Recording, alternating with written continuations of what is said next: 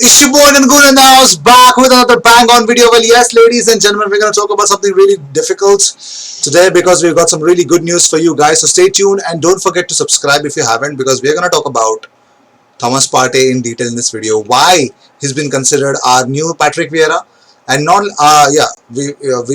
I've also got those kind of comments during the transfer deadline day deal. Also yesterday as well. But more importantly, we're going to discuss about why Thomas Partey has been an unbelievable influence in Atletico Madrid's midfield, and also we're going to talk about something more about William Saliba. What is the future of William Saliba, and also the spending, the unbelievable spending done by a lot of Premier League clubs. So stay tuned and watch the video till the end, and make sure you subscribe if you haven't. We are looking at 13,000 subscribers next. It's not far off. Help us reach there if you seek daily Arsenal content. So here we go. The first news that we've got is here's Partey's Atletico influence in the Champions League 2019-2020. Oh my God, it's Atletico's ranking. He was the first amongst the tackles, touches and passes into the final third, and open play chances created. Third in the number of shots taken. So 28 tackles, 639 touches, 81 passes into the final third. Open play chances created 11 with 15 shots taken. Thomas Partey was a blast from the pass, and he was unbelievable for the people of Atleti. Well, moving on, let's talk about some other stuff. Well, James Benge actually tweets out that what's intriguing about the furry dinosaur, that is Ganosaurus. He tweets out, what's intriguing about this furry dinosaur row is how it touches on so many social issues we don't address. Well, emotional connection to ever more distant institutions, the social contributions of millionaires and billionaires relative to their worth, who is bearing COVID's costs, and most of all, how social media has now not broadened our views but led to people becoming even more entrenched. I reckon someone could wring a thesis out of this. So he's actually wanting Arsenal to be more humanly like, and also he would want people to understand the depth of the pandemic problems. So moving on, well, here are the spendings of the Premier League clubs this season already, because the spendings have been unbelievable. If you can check it out, well, yes, total spending by clubs this summer. Chelsea £226.1 million, Man City 147 million, Aston Villa 85, with the Leeds 84.5. So you can see the Premier League club splashed about 1.24 billion pounds on new signings this summer in the wake of the pandemic. The figure represents a 160 million pound decrease from last season, but is still 70 million pound more than was spent in 2016 summer window. Chelsea were the league's top spenders. We all can see that. They actually got Edouard Mendy, Hakim Ziyech, Ben Chilwell, Edouard Mendy, Timo Werner.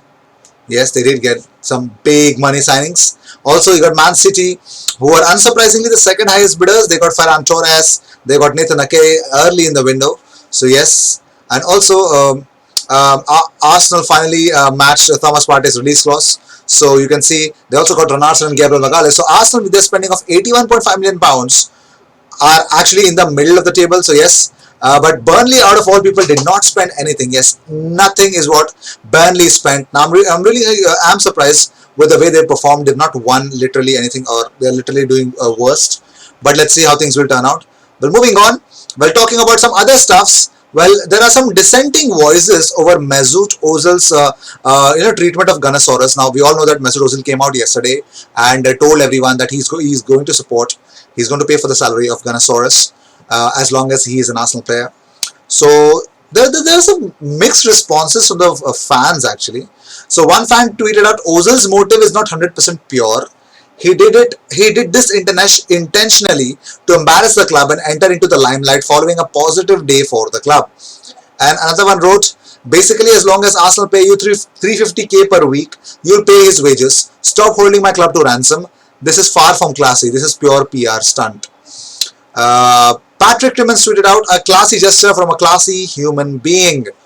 So now, if you want to take my advice, or rather, what do I feel about this whole situation? The fact that Mesut Ozil came out saying these stuffs for Gunnosaurus is classy. So for people who don't consider it classy, I'm sorry. There's no other way that Mesut Ozil. You would have said the fact that okay, he should have actually reached out to the to Gunnar straight away, not rather making a social media stunt, or rather not announcing it here. Go help the people, help the people. Don't make profit, publicity out of it, you know. But how well the stature of Mesut Ozil, he is actually doing a lot of this charity stuffs all around the world. In India as well, he conducted surgeries for underprivileged kids. He's done that. So why not announce? He is a social media sensation. He is a football star. So we need to understand this fact that these players can definitely do that, man. It's completely okay to come into social media and announce what his desires are. It's okay. We've got to normalize that as well. Not everything is going to be a PR stunt. He's doing something good.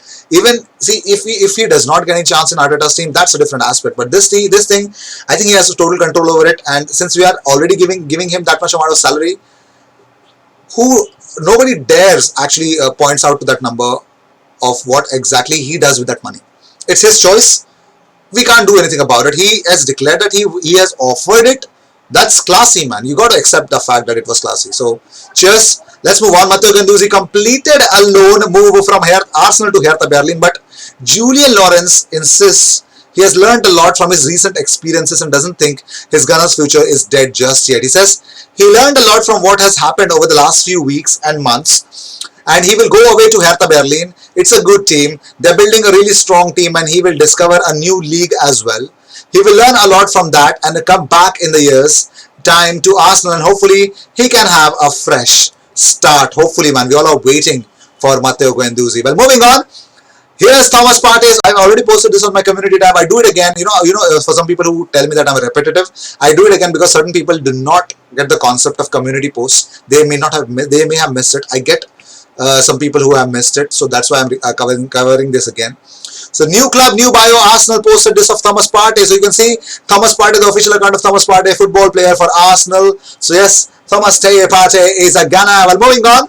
Well, talking about more stuff, Arsenal insists they are not responsible for the breakdown of the deal that would have seen William Saliba rejoin Saint Etienne on a season-long loan on deadline day. So it was not their fault.